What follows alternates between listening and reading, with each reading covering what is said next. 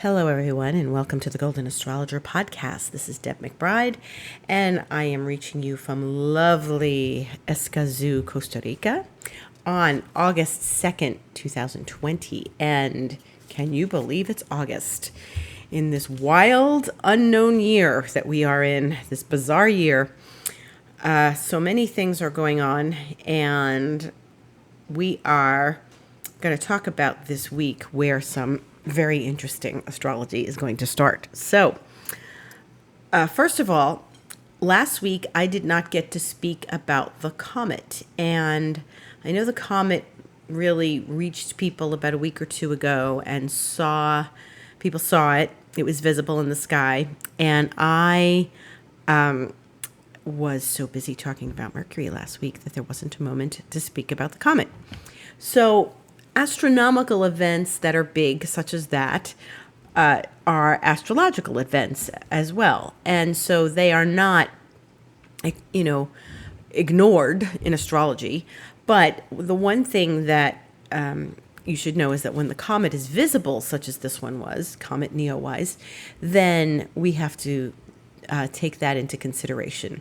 So the last visible comet was 1997 with Princess Diana dying. And why do I bring those two events together? That was Comet Hale-Bopp. Those two events are relevant because in ancient history and astrology, comets usually indicated death of royalty.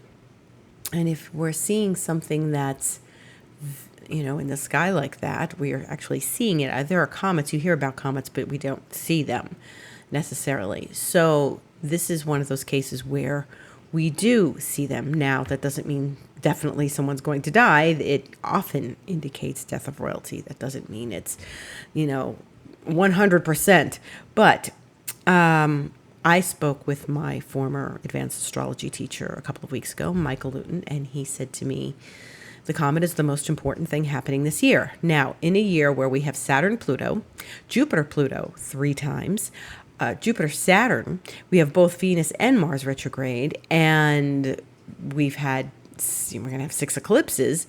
I would say that the comet being the most important thing happening this year says a lot. And it hasn't been around, this comet, in 6,800 years or so, 6,766, something like that, years. And when something that infrequent shows up, he said to me, this is about civilization. So, as if we needed more evidence of a turning point in our society, in our civilization, in our world, this is another turning point. And there is something very profound happening. We just don't know what that is yet. So, Jupiter-Saturn, that will happen on December 21st for the first time in 20 years, is another indicator of the old guard leaving and a new way coming. So the old guard, the old monarchy, the old king, as they say in lore, the old king dying or something, or the old way. And so one of the things that we have to pay attention to is, what is going, what is leaving, and a lot is leaving. But we don't even know half of what this is going to come to yet, because we're still living in a lot of the astrological after effects of the Saturn-Pluto, and that was January, and now we're in August. And so we still have some other things to review, which are starting this week. So onward from the comet, that is, it's about civilization. It is about the end of a particular time of civilization, and it is about the beginning of something new in civilization. So that being said, lots of stuff to talk about. So I'm gonna, where do we begin? Let's start with today, because it's today. So it's Sun square Uranus, and Sun and Uranus get together in a square twice a year. So one is an applying square, one is a separating square. This is a separating square. The applying square happens when it's in Aquarius. The sun is in Aquarius, which won't be till next year again, but we already had the Sun square Uranus early this year when the Sun was in Aquarius, squaring Uranus in Taurus. So now we are with the Sun in Leo. And and we say applying and separating. Separating means it's already been to Taurus. It's already made the conjunction, and it's now separating from that. Whereas applying means that when it's in Aquarius, the square is going towards Taurus. The Sun is going towards Taurus, where Uranus is sitting. So here we are with the Sun squaring Uranus, and that is an aspect that pretty much stays in effect for a couple of days. So we felt it, yesterday, Saturday the 1st, and then we were feeling it. Today, obviously, it was exact at 7:18 a.m. Eastern time, and it will still be lingering in effect tomorrow. So one of the things that's important about this is Uranus is the planet of the unexpected, the brilliant, the genius, the contrary person, the revolutionary, the experience of something wanting to be different or someone wanting to be different or getting very distracted and changing things up a bit. Maybe you're getting distracted because you need to be distracted because maybe something is not supposed to go in a certain direction. Maybe it's, you're better off with the distraction, and the distraction helps you focus your energy on something else. So while this is happening, the Sun squares Uranus, and we might feel a little anxiety. We might feel a little restless sleep. We may feel like we're distracted. We may feel like events are, a little out of control. But the moon was also in Capricorn for the earlier part of the day and hit all those lovely planets in Capricorn. So that was yesterday and today. And so there was, the last aspect today was the moon conjuncting Saturn before it went void at 9:59 a.m. Eastern time. And that means it wasn't, hit Saturn, hit that wall at the end of Capricorn, and then moved into Aquarius at 2:11 p.m. Eastern time. So tomorrow there's a full moon at 11 degrees Aquarius, 46 minutes, and that is 11:59 a.m., so right at noon Eastern time, and it'll be about 10 a.m. here. So this is actually an interesting thing because the moon is in Aquarius now and tomorrow. And the moon is in Aquarius and the Sun, which is going to be, getting an opposition from the moon tomorrow because it's a full moon, and they're both squaring Uranus. So this is a full moon squaring Uranus. So in the middle of the full moon, we get a square from, to Uranus, which means that the full moon is in a T-square. It forms a T-square with planet Uranus.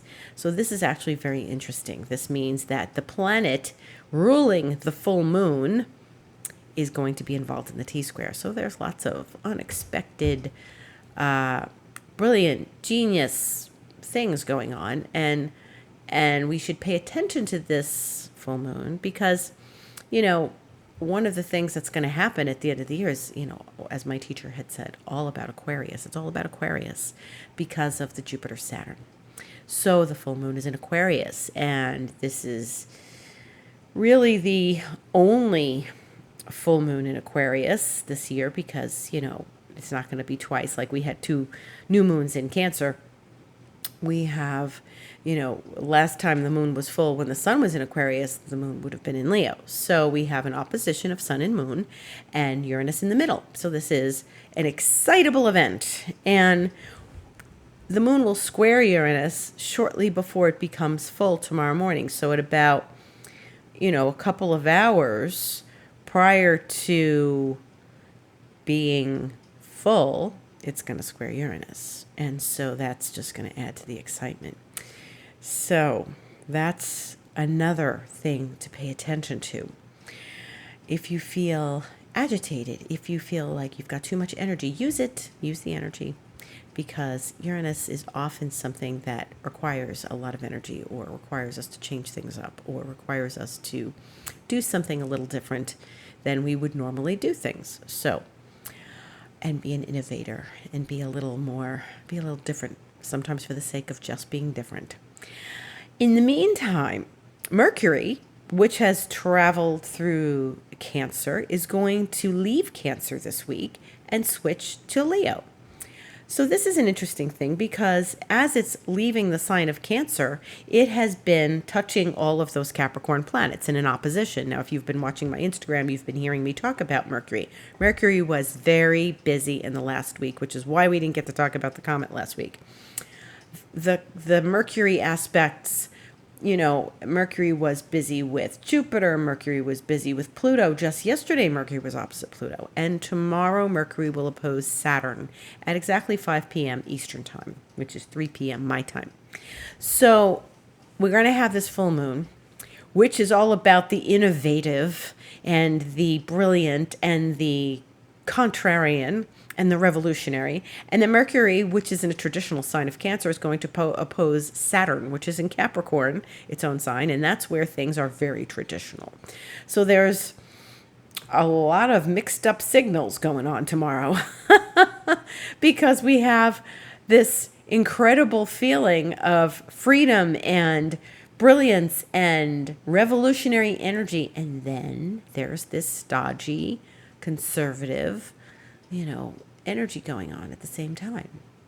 And so try to get through this, balance all of it, know where you're resisting the revolution in yourself, and know where you are holding back, or where you need to be conservative and not go all wild. So that's very important to pay attention to, because they're two very different energies, and they're both happening tomorrow, one in the morning, one in the afternoon. So that is something you do want to balance and pay attention to it, because you'll notice the shift and you'll notice how you're feeling. You'll feel that you are sort of maybe combating the part of you that wants to break out and break free, and then the other part of you that's like, well, maybe I better play it safe. So that is Mercury leaving the sign of Cancer, going into the sign of Leo on Tuesday. So here we are with the sun and the moon in opposition, and then Mercury's making an opposition to Saturn, and then Mercury's changing signs on Tuesday, but it won't be till 11:30 at night Eastern Time tomorrow, Tuesday, the 4th. And one of the things that's important about Tuesday is that Mars is going to square Jupiter. So this is one of the most important aspects happening this week, if not the most important aspect, and here's why. Mars is in Aries. It's in its own sign. It is really in the sign of the independence. It is the sign of, I'm going to do my own thing. And, with all this Uranus energy flying around, we want to do our own thing. We don't want to be held back. However, there's 3 planets in Capricorn, and anything in Aries is going to make a square to things in Capricorn. Now, you just heard me talk about applying and separating. This is what's called applying, because it's, anything wait a minute, I think, this is separating. I'm sorry. This is separating also, because we've already conjunct the Capricorn and we're now in the Aries. So it is on the other side of the zodiac, but still, this is a separating square. So we have the separating square tomorrow with Uranus, and now we're having this other separating square. So Jupiter is a planet of abundance, and this is really, Mars, Jupiter, that's confidence. That's a little bit of a swagger. That's, hey, I'm going to make things happen. I'm going to do something like that, all mine, that I want to do, and that is independent of anything that anybody's telling me to do. Well, Jupiter's in Capricorn, which is kind of conservative and is the government and etc. But Jupiter's not alone in Capricorn, as we know. Jupiter is with Pluto and Jupiter is with Saturn. So in the last few days, we saw both Mercury and the moon touch those planets. So Mercury went through Cancer and opposed Jupiter, then it opposed Pluto, then it opposed Saturn. It's going to oppose Saturn tomorrow. And the moon just glided over all of them in the last, 48 hours or so.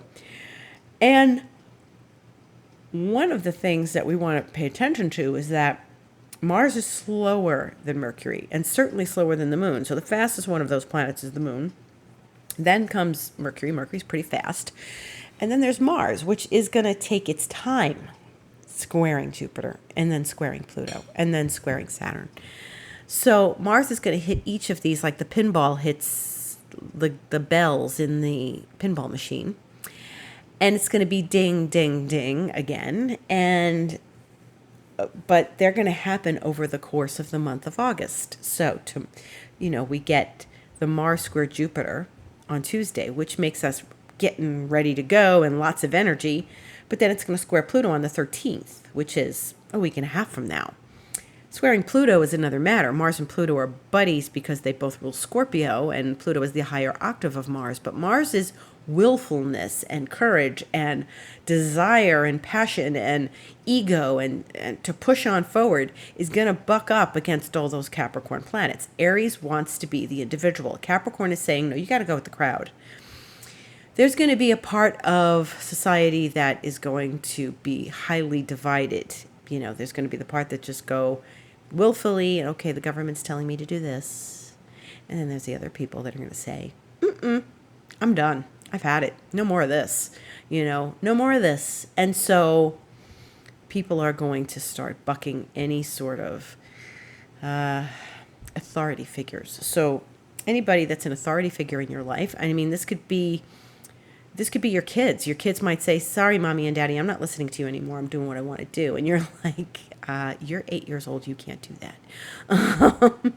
But, we still have, to watch out for you. We still have to keep an eye on you. And so, there's going to be this bucking against authority because the ram is going to just go ramming into the goat. So while we're having Mercury switch signs and go into fire, the sun is in fire, Mars is in fire. So now things are going to get fired up. And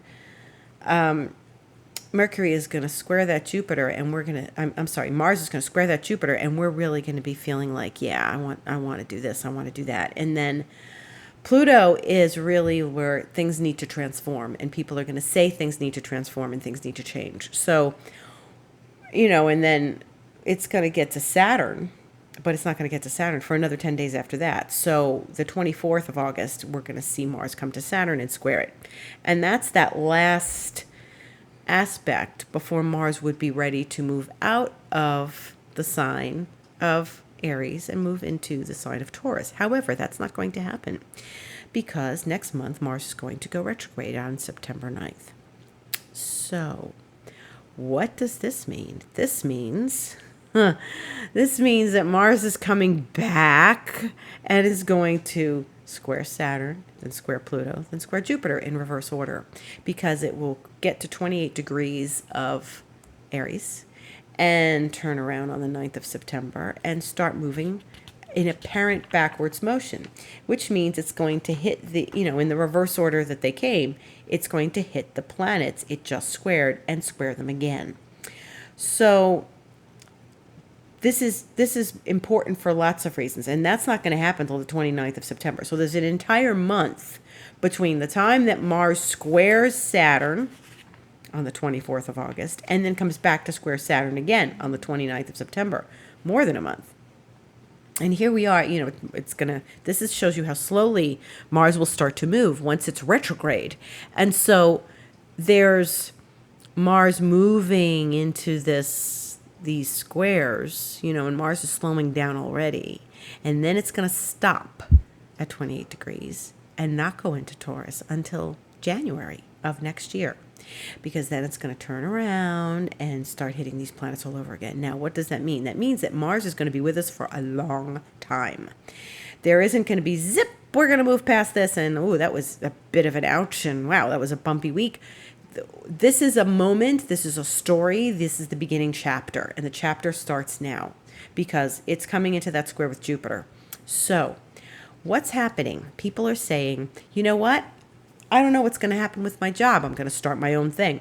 You know what? I don't know what's going to happen with this COVID situation. I got to do my own thing. I can't wait around for the government to make decisions. You know what? I've got to stop waiting on, you know, what my financial situation is going to dictate, and I've got to make moves. But mostly importantly, remember we've been doing all this work on going within, and going within means taking stock of what's happening inside. Jupiter is shining the flashlight in Pluto's closet. Mars is going to say, okay, what did you decide you wanted to do? And so when Mars goes retrograde, we're going to start thinking about that. Now, Mars has some answers already, like, oh, okay, I've been on this path, and we're gonna elevate the status and keep going, and like raise the bar, and be confident and courageous and take some steps. Great. Except when Mars goes retrograde, we have to take a step back in order to step forward. So when it goes retrograde and it hits these planets again, we need to listen to what they're telling us. The first things that are going to happen are that they're going to go, we're going to get the squares one at a time. The 4th, the 14th, the 24th. Those are easy days to remember. It's all the 4s. The 4th of August is Jupiter. The 14th of August, I'm sorry, it's the 13th of August is Pluto. And the 24th of August is Saturn. So when we go backwards, we're going to come back and revisit these. But when Mars goes backwards, or parent movement backwards, we don't take a new initiative. That means don't put up your brand new website for your brand new business after September 9th, before November 14th when Mars goes direct. That means if you meet someone new, brand new, you probably aren't going to, you may or may not go very far with them. Things don't move forward the way we expect them to in relationships. I've seen people who have known each other a long time get together during Mars retrograde, and it doesn't lead anywhere. So, it's like the energy, the car won't start. You can't turn over the ignition. So start something during a Mars retrograde, you can't really, you have no real power in it. So, I don't like people getting married during Mars retrograde, although people will get married during Mars retrograde. I have had situations where I couldn't help it. Things started on Mars retrograde, but they, it just I didn't have enough power in the situation. Some power, but I didn't have enough power in the situation. I have seen where Mars retrograde people, start a war and they don't win. And that's one of the most important things you could learn about Mars retrograde. You don't start a war. So if a country goes to war with another country and it's Mars retrograde, that country who initiates the war. It's one thing if you're being attacked. If someone attacks you and you got to defend yourself, well, that's another matter. But if the attacker starts during the Mars retrograde, well, then guess what? They're not going to win. So what you want to be aware of is any sort of initiation. I know people, I had to talk out of suing their condo board because I'm like, you can't do that now. You got to wait. No, I have to do it now. I got to call my lawyer, blah, blah, blah. No, not during a Mars retrograde. If you do have to take actions like this, if you need to take legal action with something, you've got to do it now. Okay, so you have a little more than a month to do this before Mars turns retrograde, or you can wait until after the 14th of November. But if you're negotiating contracts and you're in talks and you're in these kinds of things, those things usually don't get bothered by this because there's usually conversations about stuff that go on. And we wait and we see what happens when Mars goes direct. One of the other things that happens is that when you start something like, you buy a new car or a new computer, these things just don't. They don't function properly under a Mars retrograde. So, if you can avoid doing that, please avoid doing that. And That's going to go on for a couple months. We don't have a lot of energy under Mars retrograde. It's a great time to rest. It's a great time to step back from our work and evaluate. And, it's in Aries. It's going to want to push forward. But I can tell you, anytime Mars is retrograde, it's like, oh, I'm exhausted. I want to take a nap. So use this time. This has been an intense year. Use this time to rest. Use this time to step back and find some respite. I'm not going to say find peace. I was going to say find some peace, but with Mars and Aries, we don't usually find peace. It's just don't get stressed out. It's not going to go anywhere. It's not going to help you. Mars is starting to get sleepy. Mars wants to slow down. Mars retrograde isn't very sexy either. It's like, it's not in big time passion mode. So one of the things that we need to be aware of is that this Mars Jupiter is happening on Tuesday, the 4th. Please pay close attention to the events of Tuesday. Pay attention to what's going on. What feels Marsy to you? Passionate, initiative, masculine energy oriented, What feels like there's an initiation? Where do you feel the confidence coming in? Because Mars and Jupiter are like that. So maybe, you start a process about something now and, you launch something and you have your tweaks during the Mars retrograde. So Mercury's changing signs going into Leo.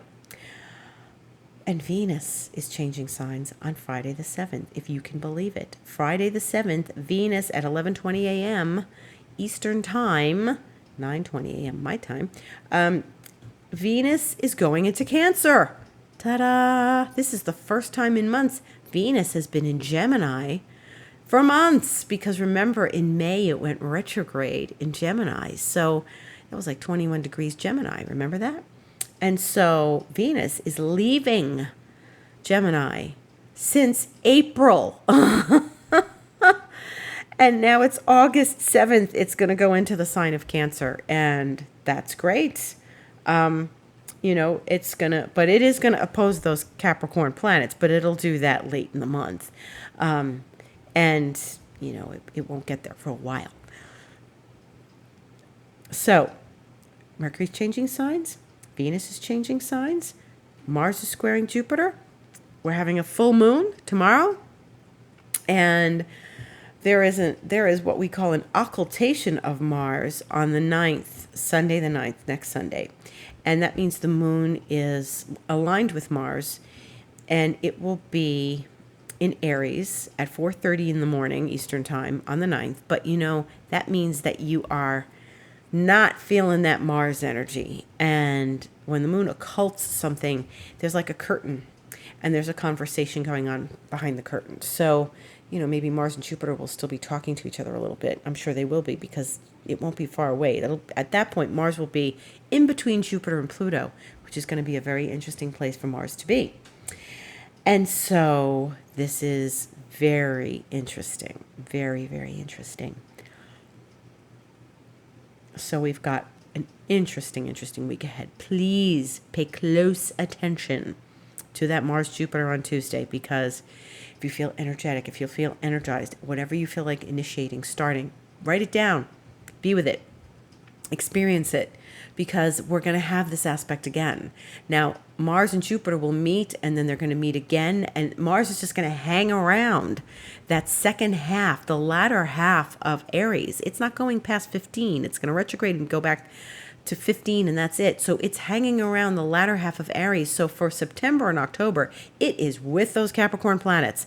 So we've got some very intense stuff coming up, and this is the very beginning of it. So this is why it's so vital for each of us to pay attention to this, because it's telling us something. There's a story. It's a big one, and we need to pay attention to the collective, what's going on in the news, what's going on, albeit gracefully and carefully without getting stressed out, and, what's going on in our personal life and how it's all playing out. So that's part of it. The moon is void for a good portion of Tuesday evening, 5:45 p.m. on Tuesday in the Eastern Time Zone till 10:28 p.m. Then it moves into Pisces at 10:28 p.m., is in Pisces Wednesday the 5th, is in Pisces the 6th, Thursday, which is a sleepy sign for the moon to be in.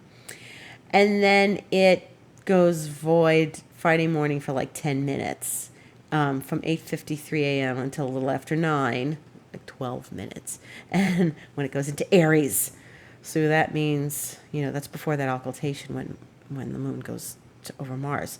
So most of Friday, the moon will be in Aries. Saturday, the moon will be in Aries. Sunday, the moon will be in Aries and go void at 3:50 p.m. But it will be not going into Taurus till about 9:30 p.m. Eastern time. So, you've got a good chunk of the afternoon next Sunday where it's not going to be very active. So, it'll be void in Aries. But pay attention to all of it. Since the moon is going into Aries over the weekend, you're going to see a little bit of that, how it aspects the same planets. It's going to square Jupiter on Saturday. It's going to square Pluto on Sunday. It's going to square Saturn and then go void. So this is very interesting. Watch that moon next weekend, Saturday and Sunday. See how you feel, because it's going to have something to do with Mars, and it's going to give us a part of the story about Mars's journey. So that's part of it. And so here we are, lovely full moon. It's going to be during the daylight hours here and daylight hours in U.S. time zones. But if you're in a different part of the world, you might see it. It's probably visible tonight. I think it's kind of cloudy here, so I don't think I can see it. But full moon, a beautiful thing, 11 degrees Aquarius. And that's it for this week. It is another intense week. And, move along.